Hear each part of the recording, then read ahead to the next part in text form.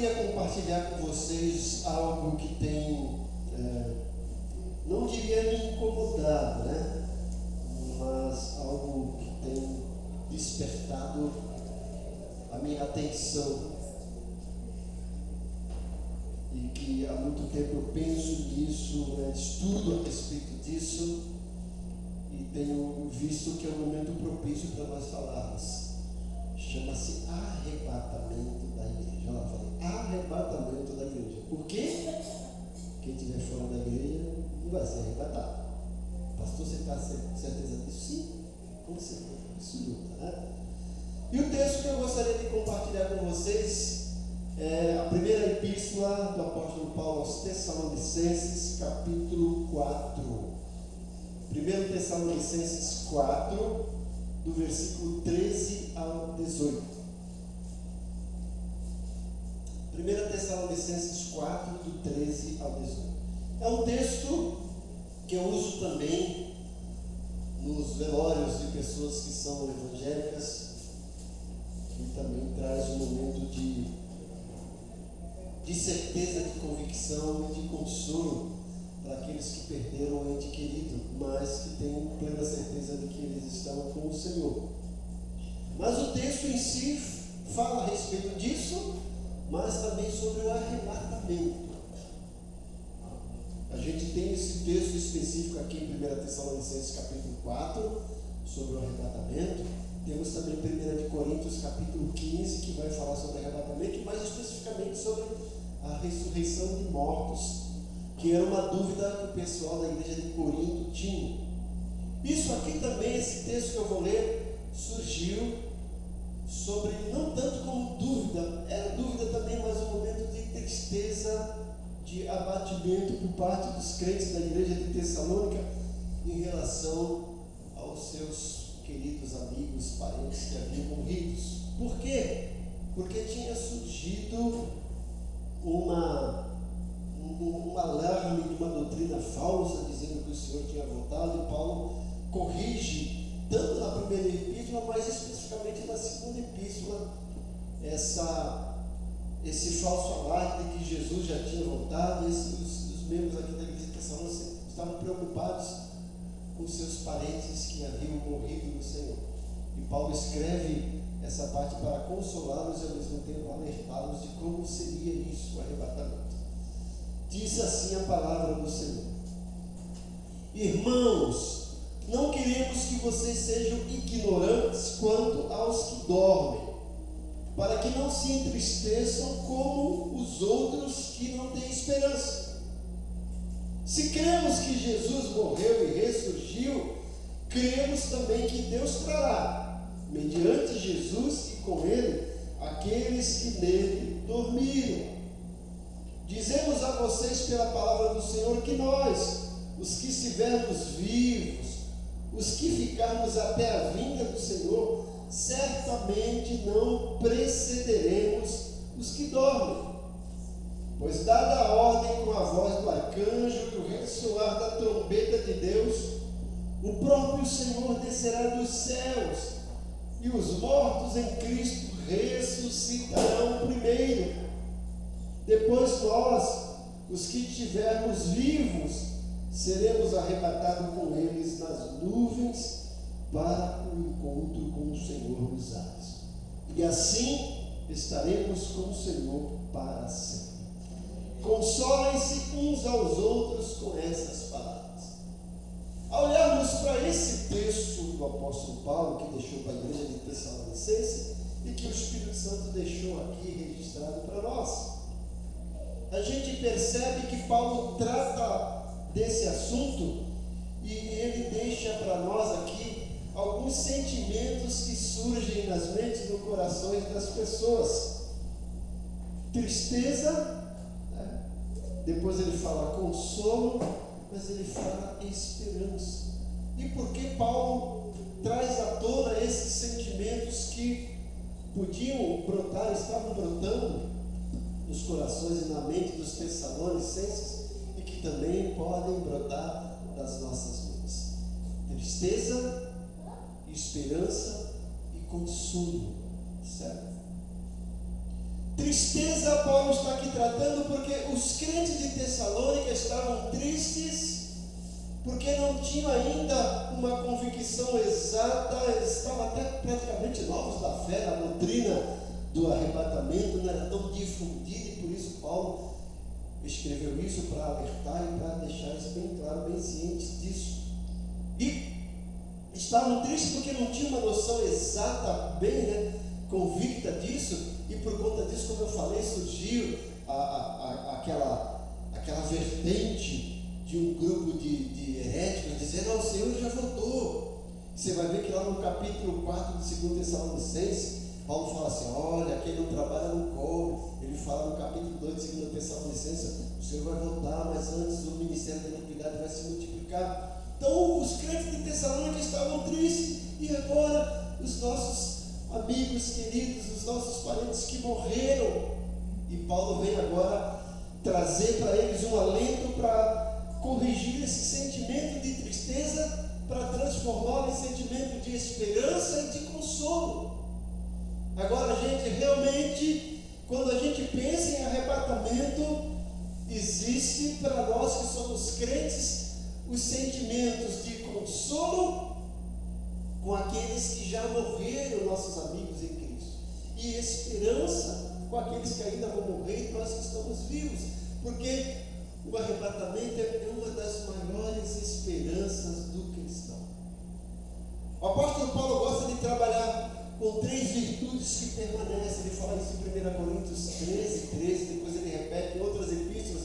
Ele fala: agora, pois, permanecem a fé, a esperança e o amor, porém o maior de todos é o amor. Mas Paulo fala do amor, da fé e da esperança. A esperança é algo latente, é algo concreto na vida do cristão, porque se nós não tivermos esperança, ou se não tivéssemos esperança, nós seríamos miseráveis, estaríamos aqui vivendo ao léu. Mas nós temos esperança de que esse mundo que vive um caos vai ter solução. Só que antes disso, a esperança do cristão não é a transformação desse mundo. A esperança do cristão é que antes desse mundo ser transformado, nós seremos arrebatados. E eu gosto muito de alguns hinos que nós temos nos nossos hinários. No nosso hinário batista, o cantor cristão, o hino 108, quando se fizer chamar, a gente começa lá: quando Cristo sua trombeta lá no céu vai dar focar, quando o dia muito glorioso lá romper, e aos remidos dessa terra meu Jesus se incorporar, quando se fizer chamada, lá estarei. Essa é a nossa esperança, que o nosso nome vai ser chamado e nós estaremos na lista daqueles que são chamados para encontrar com o Senhor nos ares e para desfrutar de todos os benesses desse encontro do arrebatamento. Essa é a nossa grande esperança. E tem um hino da harpa que diz: nossa esperança é sua vinda, ó Rei dos Reis, vem nos buscar. Nós aguardamos Jesus ainda, até a luz da manhã raiar. Essa é a nossa esperança. Mas enquanto para nós isso é esperança, para o mundo será uma tristeza, e o mundo não tem ainda noção exata disso. Porque muitos pasmam, estão entristecidos, estão amedrontados com o fim do mundo, Quando chegou a virada do milênio, 1999, para chegar para 2000, aquele rebuliço, as pessoas preocupadas: ao bug do milênio, o mundo vai acabar. Aí surgiram aqueles versículos bíblicos que não tem na Bíblia, 1000 chegará e a 2000 não passará. Não tem na Bíblia, mas o povo estava preocupado com isso. E aí depois surgiu aquele filme 2012, aí as pessoas: 2012 o mundo vai acabar, aquela loucura, as pessoas querendo mudar para outra assim. Aí eu via: meu Deus, que ignorância, o mundo vai acabar. E muita gente começou a mudar para Paraná, dizendo que tinha um lugar lá. Mas se o mundo vai acabar, Paraná não faz parte do mundo? Meu Deus, o que é isso? Veja a ignorância do povo. E Paulo começa esse bloco dizendo: irmãos, não quero que vocês sejam ignorantes, não quero que vocês fiquem sem conhecimento, sem convicção do que vai acontecer. Mas o mundo vive esse momento de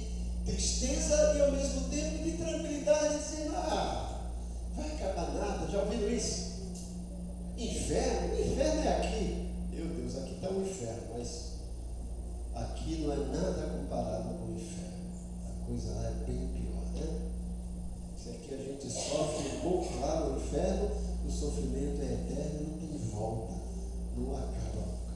Mas Paulo começa a tratar com esses sentimentos, e aí ele vai dizer a respeito do arrebatamento. Então nós que somos cristãos temos o que?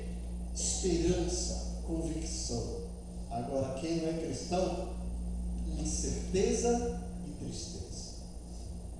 E nós que temos essa esperança, estamos consolados por aqueles nossos irmãos que já morreram. Se a gente for lembrar aqui, quantos irmãos aqui da igreja já se foram, né? Irmã Maria das Neves, irmã Bilca, irmã Josina, irmão José Ferreira, né? Quem mais a gente vai lembrando aqui? Vera. Mas a gente se consola porque eles já estão com seus espíritos lá na glória, aguardando o arrebatamento para ter um corpo glorificado, para nós encontrarmos com Ele. Essa é a nossa esperança, esse é o nosso consolo. Mas aqueles que não têm Jesus, que perderam um ente querido, não tem consolo, que a coisa é feia.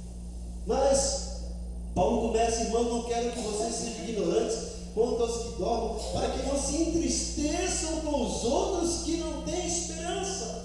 Paulo está dizendo para os crentes, existem os outros que não são crentes, eles não têm esperança, nós temos. Agora Paulo fala, nós podemos ter convicção e esperança, porque versículo 14, se cremos que Jesus morreu e ressurgiu, cremos também que Deus trará mediante Jesus e com Ele aqueles que nele dormimos. Então Paulo está dizendo nesse texto que o arrebatamento é uma realidade,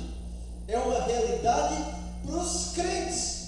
Para os crentes não vai ser realidade, mas os crentes não terão parte, não farão parte do arrebatamento, ficarão de fora.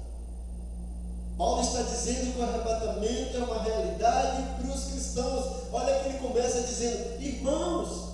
Paulo não está escrevendo para todo mundo, está dizendo para os irmãos, aqueles que têm Jesus como seu Senhor e que vivem como família, que fazem parte do corpo de Cristo e se intitulam, se cumprimentam e vivem como irmãos.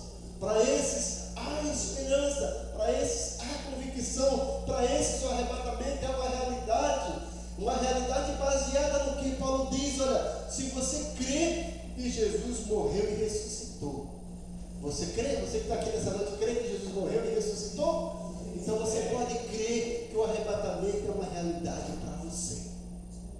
Paulo está dizendo que assim como Jesus morreu, mas a morte não o deteve, ele ressuscitou. Ele está dizendo, olha, crentes de Tessalônica, fiquem alegres, esperançosos e consolados, porque da mesma forma que Jesus morreu e ressuscitou, os seus entes queridos em Jesus, não são todos, que morreram, vão ressuscitar. Amém. E olha, e Jesus virá da mesma forma que ele morreu e ressuscitou. Isso é uma realidade, o mundo todo sabe disso, gente. Não precisa ser crente para saber que Jesus veio aqui, que ele morreu, que ele ressuscitou. Os livros de história confirmam isso. E a Bíblia, mais do que nunca, testifica e autentica isso. Jesus veio aqui, morreu, mas a morte não o deteve. Ele ressuscitou. E antes de ressuscitar, ele tinha dito para os discípulos e deixou registrado para nós: olha, não se turbe o vosso coração, na casa de meu pai há muitas moradas, se não fosse assim, eu não teria dito, vou preparar lugar, e se eu for, eu também voltarei e os levarei para onde quer que eu esteja, vós estejais também. O Senhor morreu e ressuscitou, foi lá para o céu, está sentado à direita de Deus intercedendo por nós, já preparou morada para nós. Amém. E Paulo fala aos Tessalonicenses que a nossa pátria não é aqui, a nossa pátria está nos céus. O apóstolo Pedro fala que nós estamos aqui como forasteiros e peregrinos, mas a nossa pátria está lá nos céus. O livro de Hebreus, a Epístola dos Hebreus, fala que nós vamos entrar num descanso eterno preparado por Jesus. Nós vamos entrar na sala do trono da graça, que é lá no céu. Aleluia. Tabernáculo celestial de Deus. Isso é para crente, isso é para cristão. O cristão pode ter convicção, o cristão não pode de maneira nenhuma ser ignorante, porque o arrebatamento é uma realidade para o cristão, uma realidade baseada na morte, na ressurreição de Jesus. Paulo disse: se cremos que Jesus morreu e ressuscitou, cremos também que Deus trará. E olha, mediante Jesus e com Ele aqueles que nele dormiram. No dia do arrebatamento, Jesus voltará.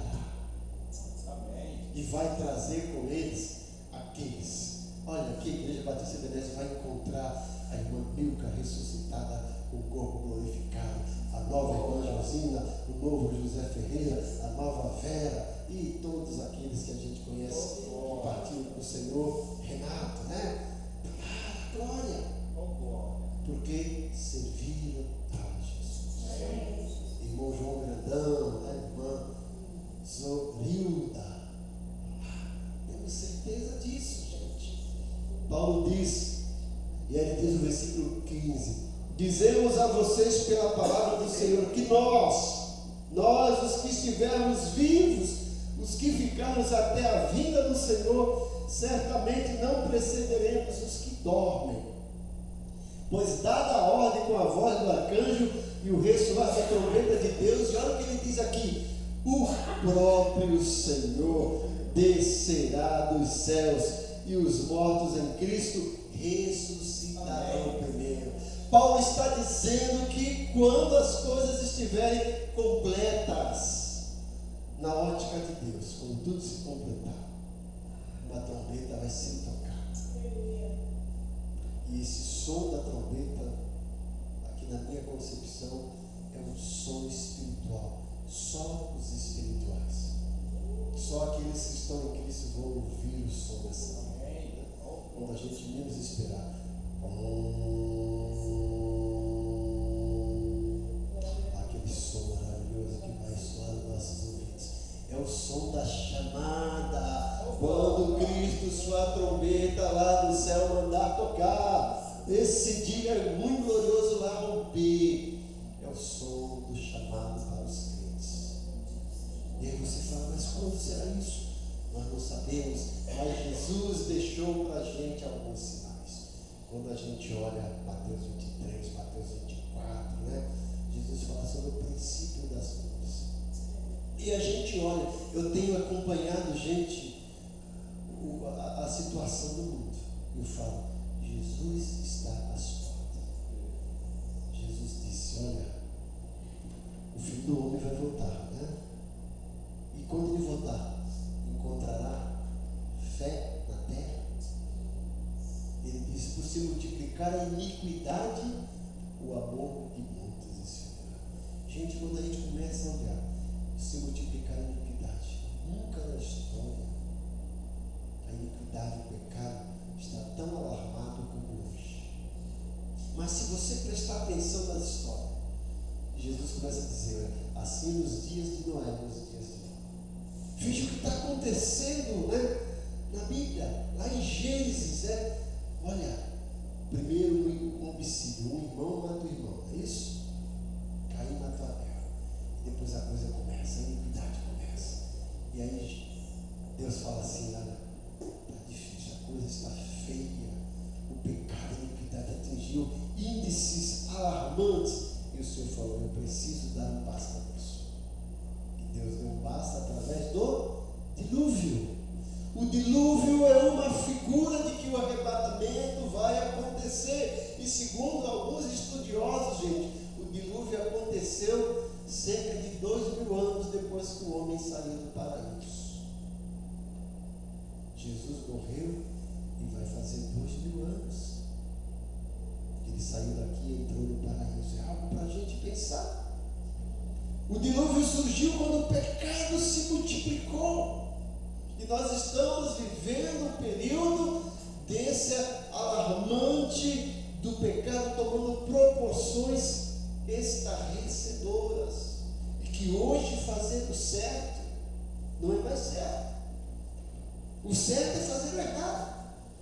A inversão de valores, a destituição da família tradicional. Os crentes não têm mais compromisso com Deus, já não estão mais congregando, já saem da igreja, esquece o que diz lá em Deus: não deixemos de congregar. Estão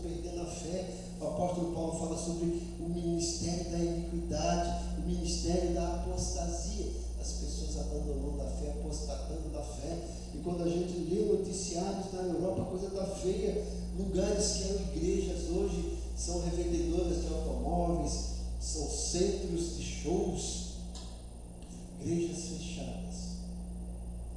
E o crente, às vezes, indo na igreja mais fechada dentro de si, não tem mais compromisso com Deus, as pessoas não querem mais nada com Deus. Era assim nos dias do mar. E Jesus fala: olha, haverá sinais nos céus. A gente tem visto aí, gente, quantos sinais nos céus?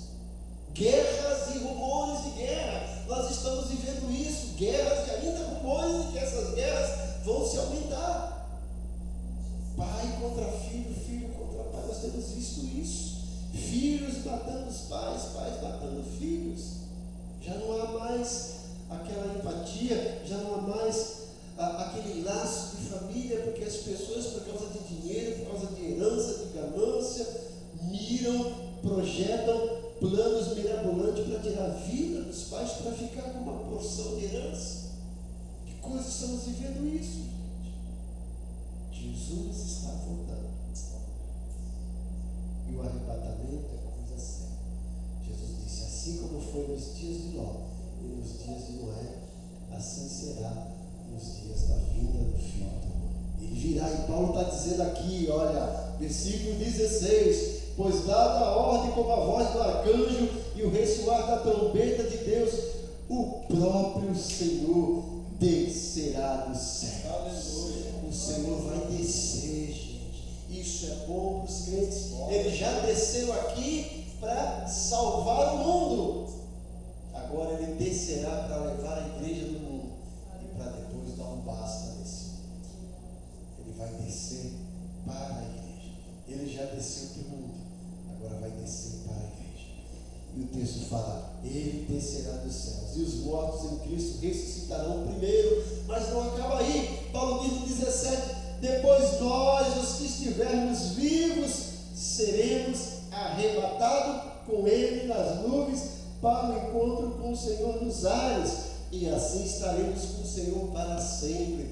Veja que todo esse contexto, Paulo está dizendo, ó, os mortos em Cristo serão ressuscitados, os vivos em Cristo serão transladados, e todos nós nos encontraremos com o Senhor nos ares. Veja, arrebatamento não é para todo mundo, arrebatamento é para aqueles que estão em Cristo. Todos aqueles que já morreram em Cristo, todos aqueles que um dia morrerão em Cristo, e aqueles que estiverem vivos em Cristo. Quem morreu sem Cristo, blau blau, já era. Quem está vivo sem Cristo, blau blau, já era também. Por isso que é tempo, gente, de se arrepender. E Paulo fala que o dia da salvação é hoje. Se hoje ouvires a voz, não endureçais o vosso coração como no dia de Massá no deserto, de murmuração, de rebeldia. Vamos levar a sério nosso compromisso com Jesus. Por isso que eu falo, tem crente que abandona a igreja, está tudo bem. Se você abandonar o seu emprego, você vai lá no dia do pagamento, o seu cheque vai estar lá no RH, vai estar depositado na sua conta? Não. E a gente quer que Deus seja bonzinho com a gente seja malzinho com Ele? O arrebatamento é para os vivos e os mortos em Cristo. Como a gente canta aquela música, não dá. Sem Jesus não dá. Quem que vai fazer parte do arrebatamento? O Senhor Jesus, que vai descer de uma maneira triunfal nos ares, e ninguém o verá, a não ser os crentes. Quem mais? Os mortos e os vivos em Cristo. Quem já entregou sua vida para Jesus como seu Senhor e Salvador, pode bater no peito e dizer: olha, se a trombeta tocar, eu lá estarei. Quando se fizer chamada, eu lá estarei. Agora, se não tem Jesus, é preocupante. Assuma o compromisso com Jesus, porque não tem salvação além de Jesus. Atos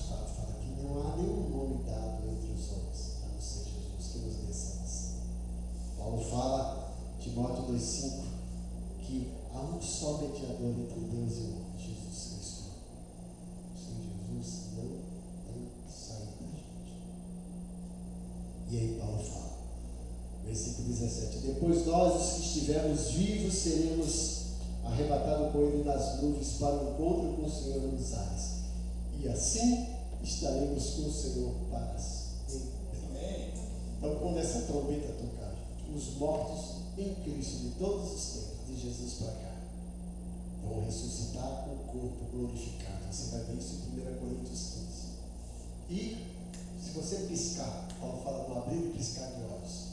Você piscou, a trombeta tocou, Jesus desceu nas nuvens, os mortos já estão lá com o corpo glorificado e você daqui vai subir. E vai encontrar com Jesus e com os mortos com o corpo glorificado nos ares e você com o corpo glorificado. Isso aqui vai ficar, gente, um rebuo, uma confusão, né? Porque vai subir. Eu gosto quando eu vejo alguns carros com aquelas frases, né? Em caso de arrebatamento, esse carro ficará desgovernado. Porque é isso que vai acontecer, gente. Imagina um crente lá, né? Uber, piloto de Uber, ele está lá dirigindo, pega o passageiro, daqui a pouco o passageiro, o que aconteceu? Sumiu! Cadê o motorista do Uber? Sumiu! E o carro desgovernado bate! Ou então, o motorista do Uber não é evangélico, ele está levando o evangelho, daqui a pouco, cadê? Não tinha alguém aqui? Sumiu, o que aconteceu? Trem desgovernado se o maquinista foi evangélico. Avião desgovernado se o piloto foi evangélico. Nos Estados Unidos, eu li um comentário que as viações sérias, quando sabem que um piloto é cristão, eles fazem questão de chamar um copiloto não cristão. Porque se arrebatar, o avião vai ficar desgovernado. E a gente precisa saber disso. Tocou a trombeta, num piscar de olhos, acontece isso. Os mortos ressuscitam pelo corpo glorificado, os vivos são transladados com o corpo glorificado, encontram todos com Jesus nas nuvens, não acaba aí. Jesus leva para o encontro com Deus lá no céu. E lá a Bíblia fala em 2 Coríntios 5:10 que nós vamos receber galardões de Jesus. E aqui na terra a cobra vai fumar, o bicho vai pegar a gente, né? Que a tribulação vai começar. Se vocês estão achando que as coisas estão ruins, pior que está, vai ficar, porque isso aqui vai virar um caos. E aí vai surgir o anticristo e tudo aquilo que a gente aprendeu na escola bíblica dominical, no período da grande tribulação, né? 7 anos de grande tribulação aqui na terra, como nunca vi. Mas a igreja vai estar assistindo de camarote com o Senhor no céu, com o ar-condicionado celestial maravilhoso, né? Maravilha. É isso, gente. É isso que eu queria trazer para vocês. A vinda do Senhor está próxima. E o Senhor virá buscar aqueles que são dele. Por isso que Paulo começa esse bloco. Irmãos, não quero que vocês sejam ignorantes quanto aos que dormem em Cristo. E ele termina, não quero que vocês se entristeçam como aqueles que não têm esperança. Termina, não, continua. E ele termina dizendo no versículo 18, consolem-se uns aos outros com essas palavras. Essa palavra do arrebatamento para nós é consolo, é esperança. Para aqueles que não têm Jesus, é tristeza, é angústia, é incerteza. Oremos.